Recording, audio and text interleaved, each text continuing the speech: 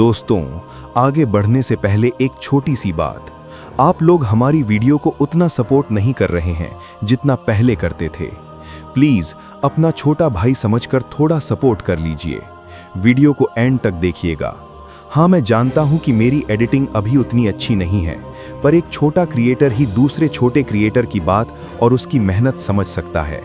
तो please video को and तक जरूर देखिएगा, क्योंकि आज की कहानी आपको अंदर तक हिला देगी। विल्सन 13 साल का एक शांत सा लड़का था। उसके पास की कॉलोनी में एक बड़ा सा घर बिका था, जहां पुरानी चीजों की एक सेल लगी थी। विल्सन अपनी मां के साथ वहां गया और उसकी नजर एक खिलौने पर पड़ी, एक सुंदर सी लबूबू डॉल। उसकी नीली आंखें शीशे जैसी चमकदार थीं, चेहरे पर एक बड़ी सी मुस्कुराहट, खरगोश जैसे कान और सुनहरा फर। विल्सन को उस डॉल से एक अजीब सा लगाव महसूस हुआ। उसे लगा कि अगर वो ये डॉल अपने दोस्तों को दिखाएगा तो सब बहुत एक्साइटेड हो जाएंगे और वो भी पॉपुलर बन जाएगा। काफी जिद के बाद उसकी मां ने उसके लिए वो डॉल खरीद ली। घर लौटकर विल्सन ने उसे अपने कमरे के शेल्फ पर रख दिया, पर उसे बार बार ऐसा लगता कि वो मुस्कुराते हुए उसे अपने पास बुला रही है। विल्सन अपना होमवर्क छोड़कर लबूबू के साथ खेलने लगा, तभी उसकी मां ने उसे नीचे बुलाया। जैसे ही विल्सन शेल्फ से हटा, एक भारी मेटल की ट्रॉफी ठीक उसी जगह गिरी जहां विल्सन खड़ा था। अगर वो वहां से नहीं हटा होता तो वो सीधे उसके सिर पर गिरती, जिससे उसका सिर भी फट सकता था। विल्सन घबरा गया, पर मम्मी की डांट से बचने के लिए उसने ट्रॉफी वापस रख दी और नीचे चला गया। अगले कुछ दिनों में अजीब हादसे होने लगे।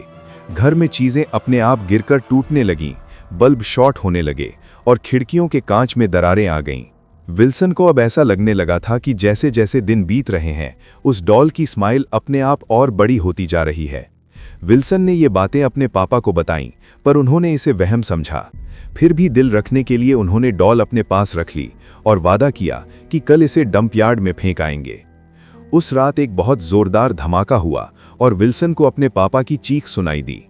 विल्सन की जब आंख खुली तो उसने देखा कि वो लबूबू उसके चेहरे के बिल्कुल पास पड़ी थी और मुस्कुराते हुए उसे ही देख रही थी। विल्सन ने डॉल को नीचे फेंका और बाहर भागा। उसके पापा सीढ़ियों से नीचे गिरे थे और उन्हें बहुत चोट आई थी। उसकी मॉम फौरन उन्हें हॉस्पिटल लेकर गईं और विल्सन घर में अकेला रह गया। रात गुजरी और सुबह उसकी मॉम ने वो डॉल घर के बाहर वाले डस्टबिन में फेंक दी। विल्सन को लगा अब सब ठीक हो जाएगा, लेकिन उस रात टीवी देखते वक्त उसने देखा कि कमरे की रॉकिंग चेयर अपने आप हिल रही है और उस पर वही डॉल बैठी है। विल्सन ने गौर से देखा तो उस डॉल की आंखें भी मूव हुईं और उन्होंने वापस विल्सन को देखा। विल्सन भागा हुआ उस पुराने घर के गार्ड के पास गया। गार्ड ने जो बताया वो सुनकर विल्सन के होश उड़ गए। गार्ड ने बताया कि वो डॉल चीन की एक टॉय शॉप से मंगवाई गई थी और जब से वो घर में आई सब बर्बाद हो गया। उस घर के चारों लोग पागल जैसे हो गए थे और घर के अंदर से अक्सर किसी के अजीब ढंग से हंसने की आवाजें आती थीं।